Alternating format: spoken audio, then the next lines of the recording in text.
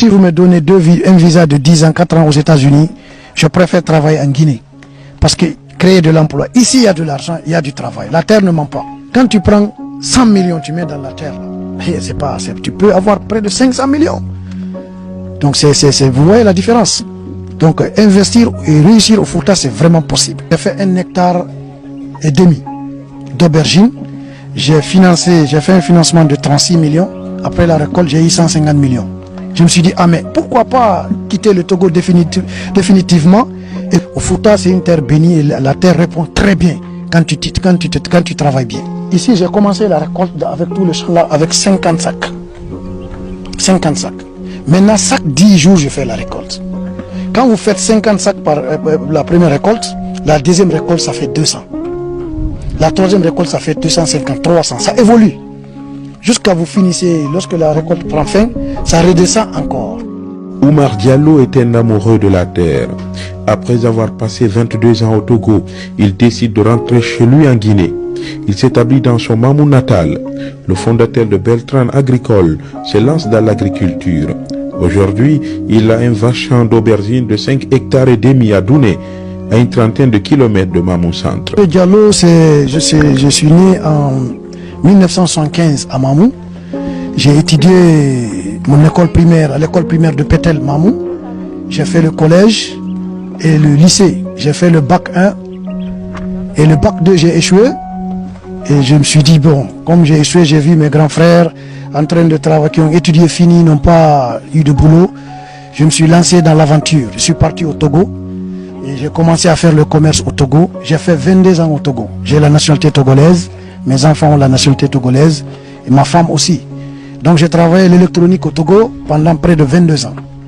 Après, il y a mon beau-père qui s'appelle Elhaj Boubacar Kalo, le président des agriculteurs de Sumbalako, qui est dénommé UGAS, qui m'a fait venir du Togo. Il dit, bon, petit, viens, tu vas essayer de commencer à travailler la terre parce que je sais que tu gagnes là-bas, mais ici, comme chez toi, ça serait très important. Et je suis venu, ma première année, sans expérience, le vieux m'a lancé dedans. J'ai fait 1,5 hectare d'aubergine. J'ai fait un financement de 36 millions. Après la récolte, j'ai eu 150 millions.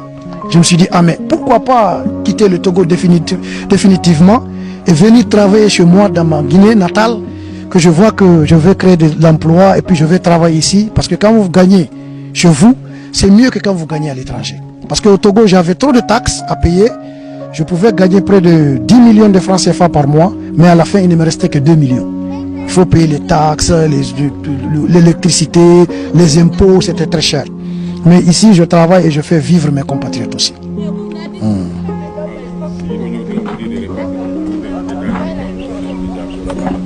Non, je ne peux pas. Même si vous me donnez un visa de 10 ans, 4 ans aux États-Unis, je préfère travailler en Guinée. Parce que créer de l'emploi, ici il y a de l'argent, il y a du travail. La terre ne ment pas. La terre ne ment pas. Donc les jeunes qui vont suivre, aller dans la mer, se tuer et autre chose là, je les conseille de venir. Et ceux qui sont assis à Conakry, pensant que rien ne marche au Fouta c'est une terre bénie et la terre répond très bien. Il a suivi quelques formations. Aujourd'hui, il consacre tout son temps à l'agriculture. Oumar Diallo Beltran nous explique comment fonctionne la culture d'aubergine. Commencer la pépinière. Maintenant, c'est 3 mois. Vous allez faire le binage, le butage, l'entretien pendant 3 mois. Le 4e mois, vous commencez la récolte. Par exemple, ici, j'ai commencé la récolte avec tout le champ là, avec 50 sacs. 50 sacs. Maintenant, chaque 10 jours, je fais la récolte. Quand vous faites 50 sacs par la première récolte, la deuxième récolte, ça fait 200. La troisième récolte, ça fait 250, 300. Ça évolue. Jusqu'à vous finissez, lorsque la récolte prend fin, ça redescend encore. La manière dont vous avez commencé à récolter, c'est comme ça que vous allez finir encore. Si vous avez commencé par 10 sacs, vous terminez toujours par 10 sacs. Si vous avez commencé par 50, vous évoluez. Chaque 10 jours, et vous faites la récolte. Après 10 jours, vous avez encore le triple de ce que vous avez fait pour la première fois. Donc ça double, ça double. Vous voyez ici, ça c'est la floraison. Ça c'est la floraison. Bon, une fois que ça fleurit comme ça, dans 4 ou 5 jours, ça forme l'aubergine. Vous voyez, ça c'est l'aubergine qui forme comme ça. Vous allez voir un arbre d'aubergine comme ça. qui peut contenir 9, 10, 19 aubergines. Parce qu'actuellement, elles n'ont pas atteint la maturité d'abord, la vraie maturité. Lorsqu'il y aura plein ici, lorsqu'il y aura dans un mois ici, pas moins de 100 à 150 femmes qui vont venir faire la récolte. Actuellement, je prends 40, 50 comme c'est le début. Donc c'est ça. Comme je vois l'aubergine, oui. C'est très joli, c'est bien arrosé et c'est des plantes, c'est des trucs qui sont sains. Vraiment. C'est apprécié au marché, quoi. C'est apprécié. Donc comment vous faites pour arroser ça? On a un système d'irrigation qui s'appelle l'irrigation à l'arrêt. Ça s'appelle à l'arrêt. Vous voyez ici par exemple, je vais vous montrer. Ça c'est le canal. Regardez là-bas, en haut là-bas. Vous avez vu en haut là-bas?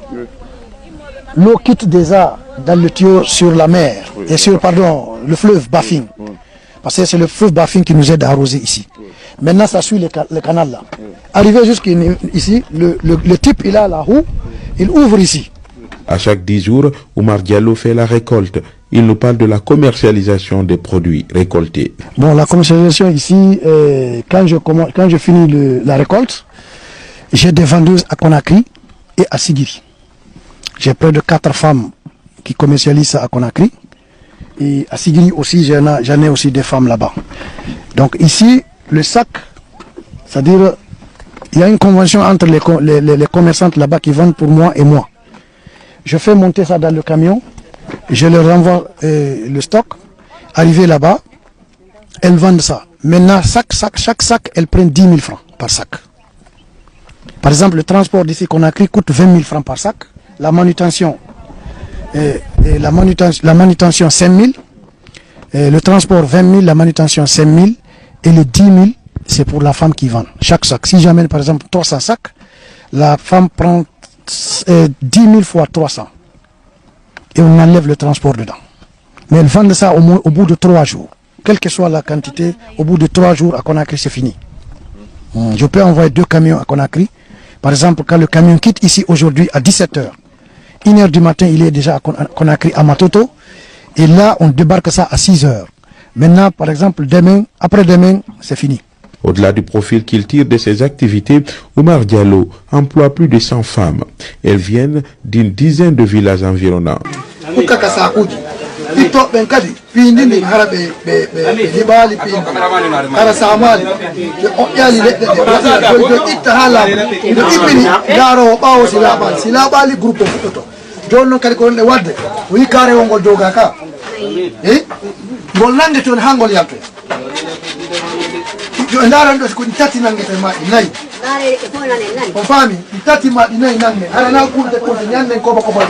Elles font la récolte actuellement.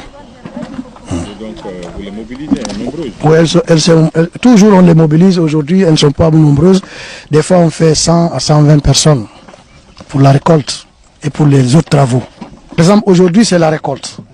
Maintenant, il y en a ceux qui vont faire, comment dirais-je, la plantation pour planter. C'est d'autres femmes. C'est elles-mêmes, mais il y a d'autres qui connaissent le travail, d'autres qui ne connaissent pas planter, d'autres ne connaissent que... Comment je vais dire ça? C'est-à-dire chaque femme avec son travail ici. D'autres c'est pour planter. D'autres c'est pour faire le binage. D'autres c'est pour faire le bitage. D'autres c'est pour faire la récolte. Ça permet de gagner quelque chose. De gagner beaucoup même, parce que c'est à partir de là qu'elles arrivent à subvenir à leurs besoins. Cette femme fait partie de celles employées par Beltran Agricole. Elle tire profit.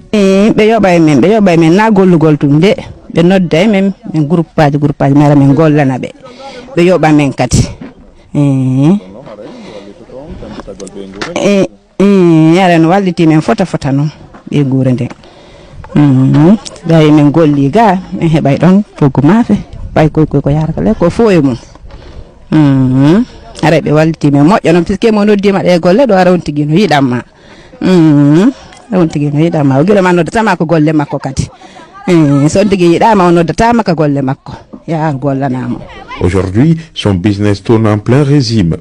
Il travaille ici 12 mois sur 12 avec beaucoup de variétés. Tout réussit ici, la pomme de terre. Parce que par exemple ici, on fait la pomme de terre. Après la pomme de terre, on fait l'aubergine. Après l'aubergine, on fait le piment. Après le piment, directement aussi, on se lance dans le riz. On fait tout. comprends bien, c'est en plein régime. C'est en plein régime, c'est en plein régime. Ça ne chôme pas ici. Si tu veux travailler, ça ne chôme pas. Donc quand l'aubergine finit, vous... Quand l'aubergine, on a planté d'abord l'aubergine avec le piment. Maintenant le piment c'est en haut là-bas. On a placé le piment où l'eau ne trouve, c'est-à-dire l'eau n'arrive pas là-dessus là-bas. Parce que quand l'eau arrive, quand il pleut, dans l'hivernage là, si l'eau rentre dans les plantes là en bas, ça cesse de produire. Donc ici c'est un temps, on a fait ça pour la saison sèche. Dès qu'il commence à pleuvoir, les aubergines arrêtent de produire et les piments commencent à produire. Selon Omar Diallo, c'est possible d'investir au Fouta et réussir. C'est vraiment possible. C'est pas seulement en Basse-Guinée ou ailleurs. Investir au Fouta, vous voyez la preuve. Ici, là, les gens, près de 15 villages vivent de ça, ici. Les femmes. Et toi aussi, tu gagnes. Tu gagnes régulièrement. Tu peux aller à Conakry, mais rester pour faire quoi? Aller à Madina.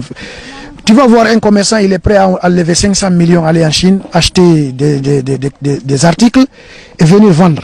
Il va regarder ces articles périmés là-bas. Par exemple, si c'est de la nourriture, ça ne marche pas, ça se périme là-bas.